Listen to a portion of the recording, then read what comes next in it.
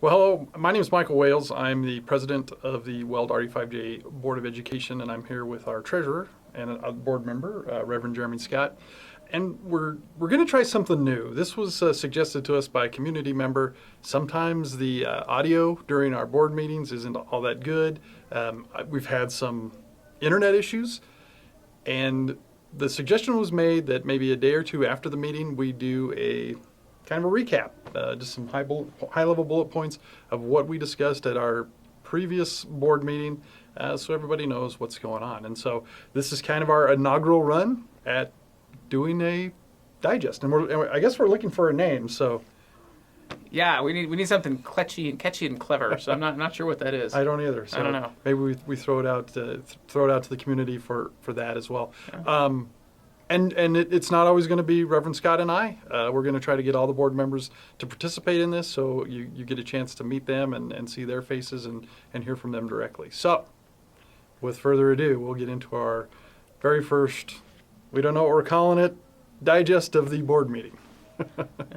So our meeting this week actually started with a work session with our friends from TRPR, Thompson River Parks and Recreation. That's correct. Woohoo! There's so many acronyms. And this was actually the first time in really ever we'd have done a work session with them. Yes. Work sessions are times when the board gets together. We don't make decisions or anything like that during work sessions, but we get together to have conversations either within the board or with other groups. We've done them with the various towns and municipalities. And this time we got together with TRPR to talk about what was going on with them, what was going on with us in those places where we work together, like Nelson Farm Park with our baseball fields and those sorts of places, and had a really good, productive conversation. Yeah. So part of our conversation last night was the swimming pool over by the administration building, which is run by TRPR. And they're looking at doing an expansion on that. And as a part of that, they wanted to discuss a shared use agreement with the school district to use part of our parking lot at the administration building to help handle some of the overflow parking. And so that was a perfect topic for our work session because we could sit down, we could talk about, exactly what the needs are from both sides and kind of come to an agreement around that. And so that will be coming to the board for a regular session where we'll vote on a resolution to adopt more than likely a memorandum of understanding or an MOU. And those are very typical for us, and it basically just spells out in black and white how we're going to interact with another group, who's responsible for what and how those relationships work, so that those agreements can live on and survive. Whoever individually is on the board or individually working there. And again, very common for us to do. We have MOUs with both the town of Johnstown, town of Milliken, and now TRPR and other places too. So Just kind of spells out who's doing what, and so doing that around that is good. We also talked a little bit about some potential relationships with TRPR and at Elwell Elementary, our new elementary school, and working now on a process to actually expand a little bit of the building we're actually going to be building at Elwell to facilitate some additional programming that TRPR will be offering. They're actually offering up some funding to make that happen. And those are the details that are still getting worked out as far as how exactly that funding will work and how much and all that sort of stuff. But it's actually going to let us build a little bit more building and let TRPR do some programming in that part of the world on that end of the district in a new way, in an exciting way. So, and then we just talked a lot in concept about wanting to be able to do things like that more, perhaps from the new high school, or really all of the building work that we're doing, making sure that we're talking with them and other partners about shared use. Our goal is that obviously all our buildings get used as much as possible. We'll use them a bunch, but if there's other community groups that need to use them as well, finding ways to iron out those relationships are going to be really important. Yeah, absolutely. And one of the other things we talked about with TRPR with their site in Milliken was even doing some shared use with a Head Start program. And so that was those talks are very preliminary, so nothing firm there yet, but you might keep your eyes and ears open on that as well. Yeah. So that was most of our work session, and then we went into our actual meeting, and so those are our business meetings. One of the things that happens with any board, especially school boards, is that we have to do our work in public. We have to do it in a way, especially anytime we're getting together to make decisions.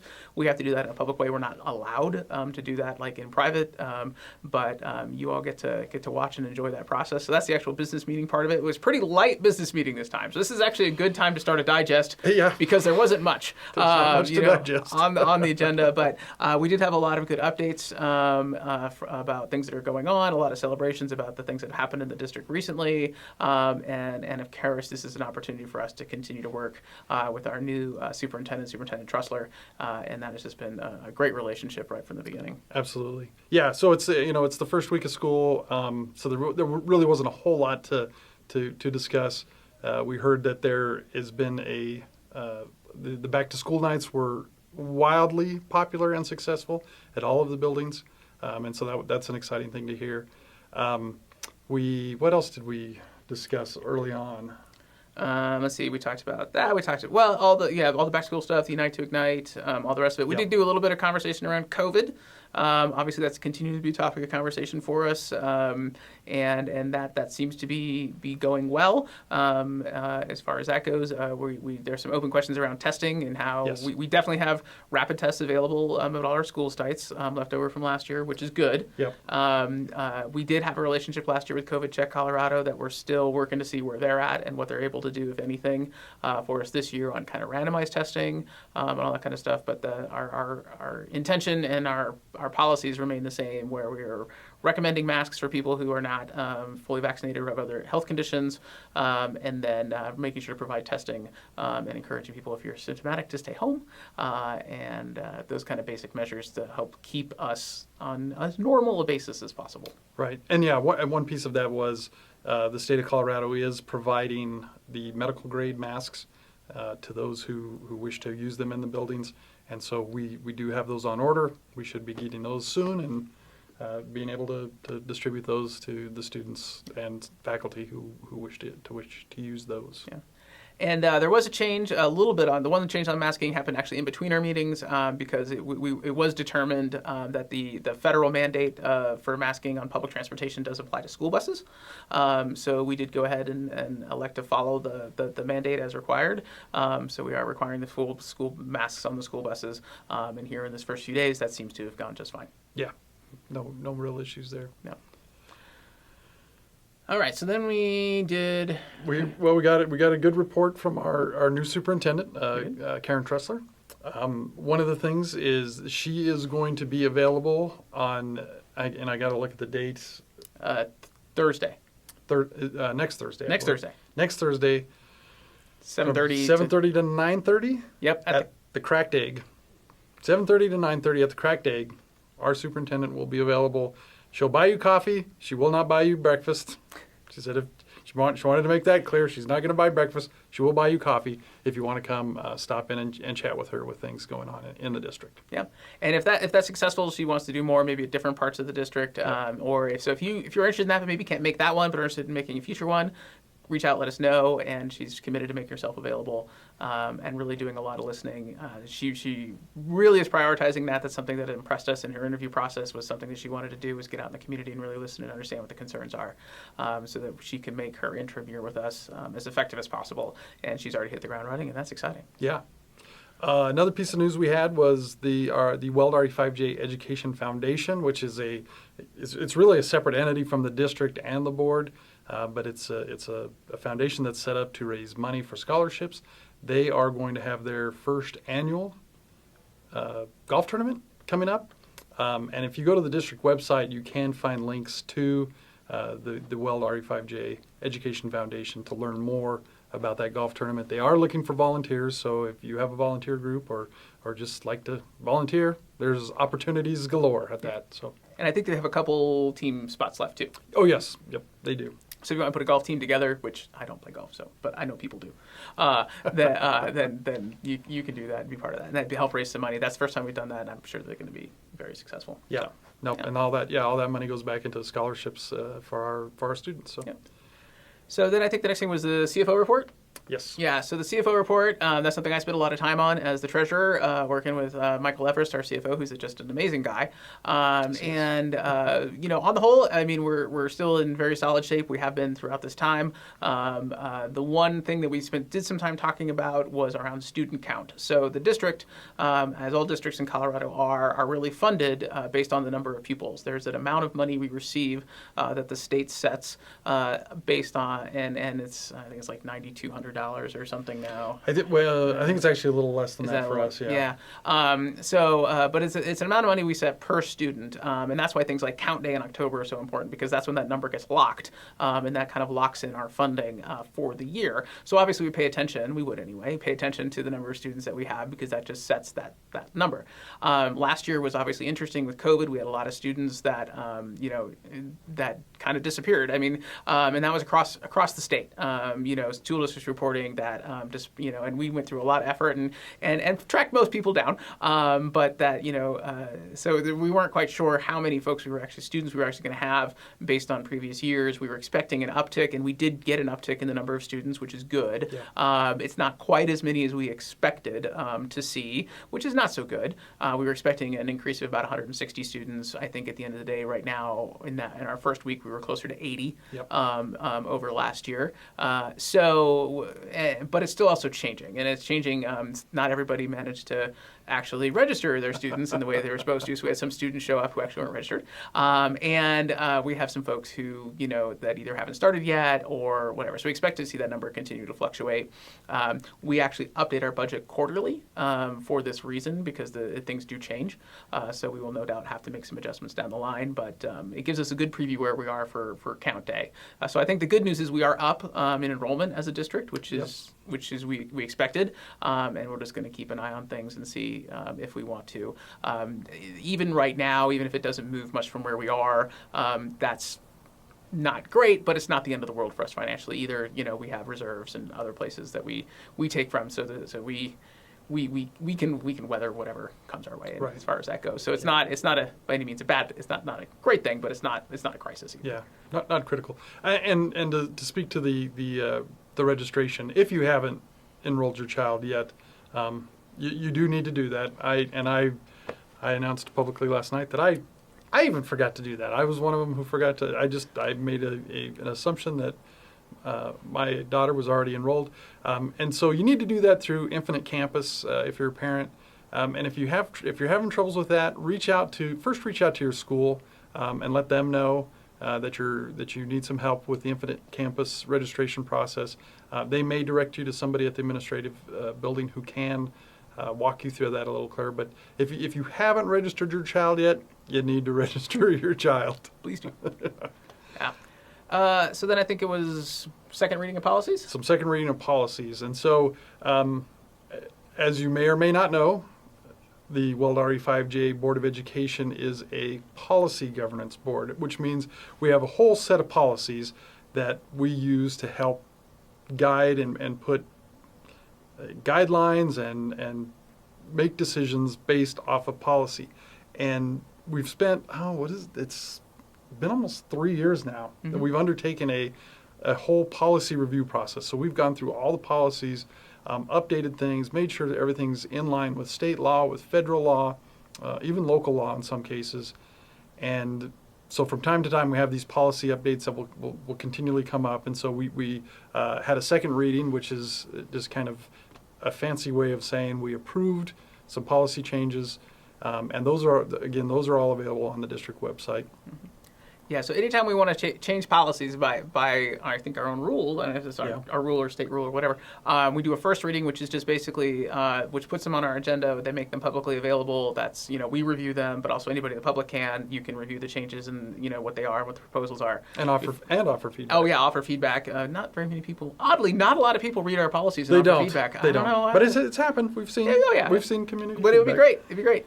Feel free. But then the second reading is when we're able to adopt them as official policy. So sometimes we'll actually put stuff out for first reading that we're still working on, and then you don't see it again for a while. It's because we did get feedback, or we ourselves came up with some feedback, and we wanted to kind of take a little bit more time to do that right. And then anytime we make a change, we got to go back and do a first reading again, and obviously. But in this case, everything that was changed was basically it was all kind of references and grammar and things like that. Nothing substantively changed in the policies. It was just also in Colorado revised statute changes, we have to update our policies because we have a lot of references to Colorado revised statute, and those references have to be accurate. So oftentimes that's what we're doing. In this case, that's what we were doing. Yeah, and thankfully we have a partnership with the Colorado Association of School Boards, or what you'll hear board members refer to as CASB, It's a membership organization that our school board is part of.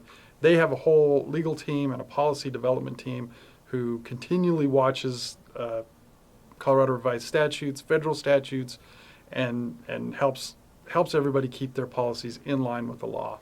And so we're grateful to them, and that's part of our membership benefit. Yeah, that's otherwise it would be how much staff time would it take to do all that? Oh my gosh, it costs us a Oh, fortune. yeah, it'd be Yeah, a so nightmare. and I don't think one of the things President Wales mentioned was, I mean, as a policy governance model board, I mean that we are like, as far as best we can figure, probably 90% of every other school board in the state of Colorado. That is the standard way that school boards act in this part of the world. So in that way, we're in line with them. But it also means, because we are like so many other school boards, it means that when we can use the work of other school boards and other organizations Yep. a lot easier because it translates well to what we do. And so that's just another advantage for us in that regard. Yeah. Well, and we forgot one thing. As I was speaking about our membership in CASB, we forgot to mention, and we do want to put some clarification around this, is that the Weld RE5J School District is petitioning to become a member of the Centennial BOCES again. We used to be a BOCES member years and years ago, and I apologize because I cannot remember off the top of my head what BOCES stands for. But BOCES basically offers the school district two options. Or two packages. One is a special education package, and one is an administrative support package. We're really happy with our special education program that we have in our school district, and we're actually probably a big enough program now that we don't need BOCES support on that end. But on our administrative side, we still do need some of their support. Some of the things that they can offer us, the member benefits that they can provide to us, and so we are moving in that direction. But I know that there's a concern when we talk about BOCES, because BOCES is really known for their special education programming, that we are not getting rid of our special education programming and moving to the BOCES system. We're just not going to take that part of it. This is strictly going to be for administrative stuff. So. Yeah, my understanding is that, I mean, that it's a great program, especially for smaller districts who don't have the ability to staff and do things all on their own. Right. It's a good shared resource for them. We're a big enough district. We have enough resources, and we have enough needs that are ours. That it doesn't make it makes sense to continue to do it the way that we've been doing it, and to invest it in the way that we've been investing in it. So, but on the administrative side, it's going to be really helpful because that really is a program that's really set up for us and districts our size. And what it's going to let us do is it's going to let them rely on them for some additional administrative resources that may actually, as we continue to grow as a district, help us to avoid having to spend some of our own money, expanding that administrative side, because we have this third-party partner to take on some of the administrative side of things. So we let them do that in the similar way we let CASB do what CASB does, and through our relationship with them, that means we don't have to develop staff time, and sometimes probably whole staff positions to some of this work that we can frankly outsource for maybe not pennies on the dollar, but pretty darn close. Well, CASB definitely pennies on the dollar. Yeah. But it's a really kind of financially smart, because I think most of us want to see the money that we have in this district spent on the kids and in the buildings and and all that kind of stuff. And some administration is necessary, absolutely. But if we can find smart ways to get what we need done for less, then obviously we want to do that. Absolutely. Yep. If we can maximize the dollars that are going into the classroom, that is always going to be a win for us. Yep. So. And I think that was our whole agenda. That was it. It was pretty easy. Man, if we have a full agenda, this digest thing could turn into a... It could be as long we won't have as to do as much background maybe in future. Yeah, that's fine. There you go. We'll give you a little background when we can. But yeah. So the intention is to do this a day or two afterwards for those who can do it. Like I said, we'll have a rotating group through. We may invite some of our staff and maybe our superintendent to join us when it makes sense. But we are looking for new and interesting ways to increase our communication, especially. That is a priority. It's been a priority. It was an interesting challenge during COVID, but now that we're out of it, really trying to prioritize how do we get through. We know the emails don't always get through. Not everybody reads their emails. So can we find other creative ways that to get the information out there so people can feel like they know what's going on? Because oftentimes that's the challenge. People just really want to know what's going on. What's happening? And I appreciate that. I'm glad people want to know what's going on, and we'll give it to you in a way that hopefully is easier to have. And if you can think of better ways for us to share what's going on, please let us know. This whole process here was brought to us by a community member who suggested that we do something like this. So if you can think of better ways or more unique ways for us to engage the community and let the community know what is happening at the school board level, absolutely let us know. Yeah. We know what's a need. We'll keep experimenting. Yeah. Okay. Well, thank you for being a part and being a concerned person with Weld RE5J. Honestly, I'd stack us up against anybody. I mean, got to be one of the best districts in the state. Yeah. Yeah. Well, and I think we'd be doing a real disservice to our district in closing if we didn't say, if you're looking for part-time work, we are looking for bus drivers. So if you have an interest in driving a bus, reach out to either the district transportation center or to the administrative office or even your local school and ask them, how can I drive a bus? Because Yes. we need bus drivers. Yep, and that's true all over the state as well. But we got a great community here, and it would be great to see some people stepping up to help us get these kids to school safely. All right. All righty. All right. Well, thank you, Michael. Thank you. Thank you all. Bye.